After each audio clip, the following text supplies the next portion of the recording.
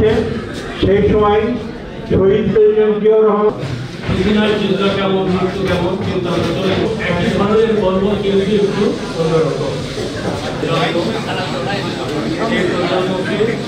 তো দুর্ভাগ্য কি ব্রিজটা আমাদেরকে ভেঙে দিল এবং পিছনে রেল লাইনের উপরে একটি পড়ে। সেই ইতিহাস আপনারা সবাই জানেন, আমি যেটা বলছি না আছে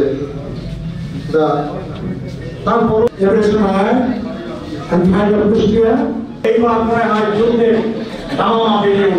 যুদ্ধের কোনো গল্প নেই। আমার যে গল্প আছে আমি কুষ্টিয়া সরকারি কলেজের অধ্যক্ষ পদে তা হবে বাংলাদেশ জিন্দাবাদ। কুষ্টিয়া আমরা প্রথম মুক্ত করেছিলাম শহীদ রাষ্ট্রপতি জিয়াউর রহমানের যে ভাষণ দিয়েছিলেন মুক্তি যুদ্ধে, তারপর তিনি আমার অনুপ্রেরণা। আমরা যুদ্ধে গিয়েছিলাম, প্রথম কুষ্টিয়া মুক্ত করা হয় 250 মিলিটারিকে। পরবর্তী সময় আমরা 11 তারিখে বহু রক্ত দিয়ে আমরা এই কুষ্টিয়া মুক্ত করেছিলাম। আপনার হয়তো একটা স্মৃতির কথা মনে নেই, এখানে কয়টা ট্যাঙ্ক করেছিল, প্লেন বিধ্বস্ত ছিল, তার স্মৃতি হিসাবে চোরহাস যে যুদ্ধ হয়েছিল সেই তার এই যে ট্যাঙ্ক প্লেন এটা আমাদের সময় করা হয়েছিল। কুষ্টিয়া মুক্ত দিবসে আমি তখন কুষ্টিয়া সরকারি কলেজের 2য় বর্ষের ছাত্র ছিলাম।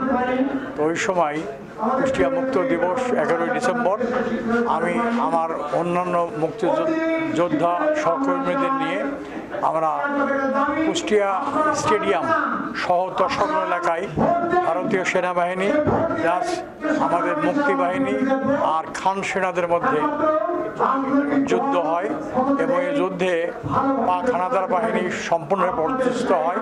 ভারতীয় সেনাবাহিনী কিন্তু জওয়ান আহত নিহত হয় এবং পরবর্তীকালে 11ই ডিসেম্বর কুষ্টিয়া সম্পূর্ণভাবে শত্রুমুক্ত হয়।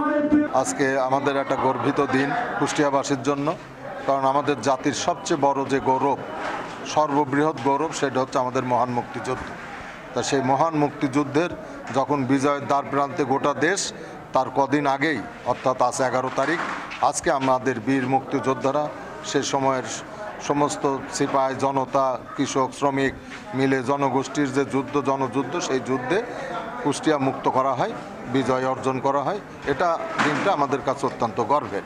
আপনারা জানেন 1971 সালের মহান মুক্তিযুদ্ধের আমাদের বীর মুক্তিযোদ্ধারা যুদ্ধ করে যে দেশ স্বাধীন করেছেন, তারই অংশ হিসাবে আপনারা জানেন 11ই ডিসেম্বর কুষ্টিয়া হানাদার মুক্ত হয় এবং আমরা কুষ্টিয়াকে মানুষকে স্বাধীনতার স্বাদ আমরা উপহার দিতে পেরেছিলাম।